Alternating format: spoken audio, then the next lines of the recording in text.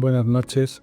Hoy vamos a presentar un curso de formación del profesorado titulado Inconsciente y sexualidad de los románticos a Freud, y tenemos con nosotros a la profesora colaboradora en este curso, Dolores Castrillo Mirat, que es consultora de la UOC, nuestros colegas de la Universidad Abierta de Cataluña, en psicopedagogía y consultora en la asignatura de Psicología de la Personalidad, y al mismo tiempo psicoanalista en ejercicio.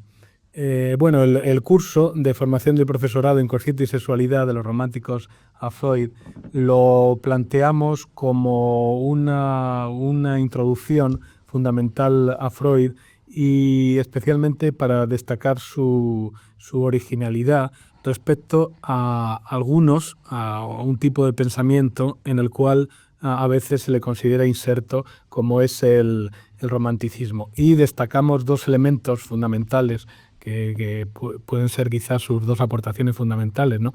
La noción de inconsciente y la noción de sexualidad, que también los románticos pusieron de relieve. Entonces, el objetivo es insistir en el aspecto inédito de la concepción de la subjetividad que introdujo Freud, y la visión también inédita y relativamente subversiva aún hoy de su concepción de la sexualidad. Empezamos preguntando a Dolores Castrillo justamente esto, qué noción de personalidad o qué noción de sujeto introduce el psicoanálisis, introduce Freud en relación con las teorías tradicionales. Nosotros en filosofía, la tradición cartesiana, tradición kantiana, o sea, tradiciones, digamos, de corte racionalista, en la cual se parte de un sujeto digamos, muy unido, muy transparente. ¿Qué novedades, qué rupturas introduce el psicoanálisis y especialmente Freud en esta concepción clásica, digamos, de la personalidad? Efectivamente, Freud introduce un corte radical en la concepción de la subjetividad. Respecto de las tradiciones racionalistas, lo que sí tengo que decir es que introduce un corte, pero al mismo tiempo hay una continuidad. Quiero decir, la noción de sujeto que Freud va a poner sobre el tapete es una noción que va a romper, por ejemplo, con la noción cartesiana de sujeto. Pero no obstante, hay un punto de continuidad importante entre Freud y Descartes, y es justamente el hecho que tú has destacado de la racionalidad. Freud es un cartesiano convencido, es un racionalista convencido, en el sentido de que piensa de que justamente todos los procesos de la vida psíquica, por más irracionales que nos parezcan, tienen una razón de ser, obedecen a una lógica, a una razón, y su proyecto en este sentido es, digamos, continuador de la tradición racionalista cartesiana. Ahora bien, dentro de esta concepción racionalista de Freud, hay que decir efectivamente que el concepto de razón que Freud tiene justamente a partir del descubrimiento mismo del inconsciente ya es un concepto de razón completamente diferente de lo que hasta Freud se entendía por razón. De la misma manera, la noción de sujeto que alumbra Freud es completamente diferente de la noción de sujeto que existía antes de Freud, por ejemplo, en Descartes. La noción clásica de sujeto, de la cual participa también Descartes, es la idea de un sujeto que puede conocerse a sí mismo. Es la idea del autoconocimiento que ha dominado toda la tradición de la filosofía occidental y que encuentra, digamos, su máxima expresión en ese método cartesiano donde el sujeto se piensa a sí mismo pensando, y en este proceso de autorreflexión alcanza la certeza de sí. Esa certeza de sí que se convierte a la vez en la piedra, digamos, fundamental sobre la que se va a levantar el edificio del conocimiento y el edificio de la ciencia moderna en última instancia. Es decir, que la idea fundamental en Descartes es que esa pieza que es clave para toda la construcción del edificio del saber, el sujeto es un sujeto capaz de autoconocimiento, un sujeto autotransparente para sí mismo. Y ahí Freud Y ahí justamente Freud introduce un corte radical. Porque frente a esta idea de un sujeto transparente para sí mismo, Freud plantea que el inconsciente rompe esa ilusión de autotransparencia. El inconsciente supone que el sujeto nada sabe de lo que le acontece. No sabe de los pensamientos que lo habitan, no sabe de los deseos que lo habitan, no sabe el porqué de sus acciones. Es decir, el sujeto ignora la mayor parte de aquellos elementos de su vida psíquica que actúan más allá de su conocimiento. Y en ese sentido el sujeto no es transparente para sí mismo, es opaco para sí mismo. Freud decía que la noción de inconsciente supone una herida al narcisismo del hombre. Efectivamente. Podemos decir que la concepción cartesiana tradicional del sujeto es una concepción altamente narcisista. Ya no somos el centro del mundo en la época de Descartes, ¿no? Después del descubrimiento de Galileo no somos el centro del mundo, pero Descartes piensa somos el centro de nosotros mismos. Y Freud nos muestra que no solamente no somos dueños del mundo, sino que tampoco somos dueños de nosotros mismos. Y esa noción de inconsciente que supone la aportación fundamental de Freud, es verdad que Freud no es el primero que la introduce. En nuestro curso planteamos, digamos, algunos antecedentes en la filosofía romántica sobre el problema del inconsciente.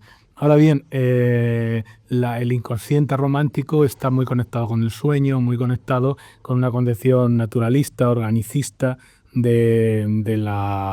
digamos, del ser humano y del conjunto de la realidad, y en cambio el inconsciente freudiano no es naturalista, no supone esas ideas románticas de inocencia, de vuelta a la naturaleza, de lo instintivo. ¿Qué ruptura introduce Freud también en la noción de inconsciente? Efectivamente, es cierto que el inconsciente no es un término que Freud inventara, sino que mucho antes de él, y en concreto con la filosofía romántica, pues ya se había enarbolado la noción de inconsciente. Es decir, ya se había intuido que más allá de la razón había algo que habitaba en recónditas regiones del alma, y que eso que escapa a la razón es lo que el lo que el romanticismo denominó inconsciente.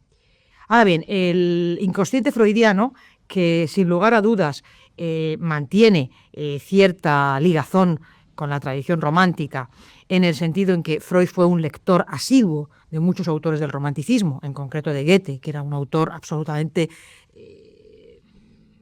predilecto de Freud. Y al menos prerromántico. Fue fundador del Sturm und Drang, ¿no? Goethe, y bueno, Freud era un lector absolutamente asiduo de Goethe. También Freud está muy influido por la tradición de escritores románticos de la naturaleza como Troxler, como Carus, como Schubert, como Hartmann, que tiene un libro que se titula Filosofía del inconsciente. Es decir, no se puede negar los temas del romanticismo, el delirio, el sueño, la locura, son temas también caros a Freud. No se puede negar que hay una atmósfera común. Pero dentro de esa atmósfera común, la noción de inconsciente freudiana es radicalmente distinta. Lejos de ser, digamos, un epígono del romanticismo, su noción de inconsciente rompe radicalmente con el romanticismo. Fundamentalmente por dos motivos. Primer motivo, porque la noción de inconsciente en los románticos es obviamente una noción filosófica, especulativa.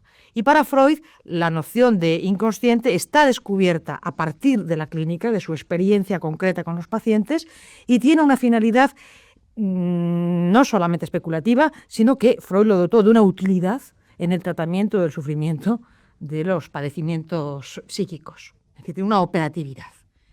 Y no hay más que ver cómo a partir del descubrimiento del inconsciente cambia en un momento histórico determinado, en el siglo XIX, el tratamiento de las enfermedades mentales. Antes del inconsciente, las electroterapias, las hidroterapias, en fin, todo tipo. Y a partir de Freud, el medio para la curación va a ser la palabra. Y esto ya nos apunta a la segunda, innovación de Freud en su concepto de inconsciente. Hay una innovación, conceptual respecto de los románticos, porque para los románticos el concepto de inconsciente es básicamente la idea de que el inconsciente viene a ser, digamos, el equivalente a nivel subjetivo de lo que a nivel objetivo es la naturaleza. Carus lo dice muy textualmente, que el inconsciente es el cordón umbilical que conecta al hombre con la naturaleza. Es decir, la categoría romántica de inconsciente es sinónima de la categoría de naturaleza. Y en cambio en Freud vamos a ver que por dos motivos fundamentales el inconsciente no tiene nada que ver con la naturaleza. En primer lugar, no tiene nada que ver con lo que se le supone a la naturaleza, que es la idea de lo irracional. He dicho que Freud es un cartesiano y Freud va a mostrar cómo el inconsciente funciona según unas leyes lógicas, racionales. Y en segundo lugar, algo fundamental, el inconsciente, lejos de estar hecho de esa amalgama de instintos salvajes, naturales que suponen los románticos, el inconsciente fundamentalmente su materialidad es algo tan poco natural y tan esencialmente humano como es el lenguaje. Y por eso, porque el inconsciente, su materia misma es el lenguaje, por eso la cura psicoanalítica es una cura a través de la palabra. Sí, lo vamos a dejar aquí ya por imperativos de tiempo. De todas formas, vamos a hacer al menos algún programa más sobre esta temática en nuestro programa de Revista de Filosofía. Entonces, digamos, invitamos a los oyentes a continuar allí y agradecemos a María Dolores Castrillo que haya estado con nosotros presentando este curso de Inconsciente y Sexualidad de los Románticos a Freud.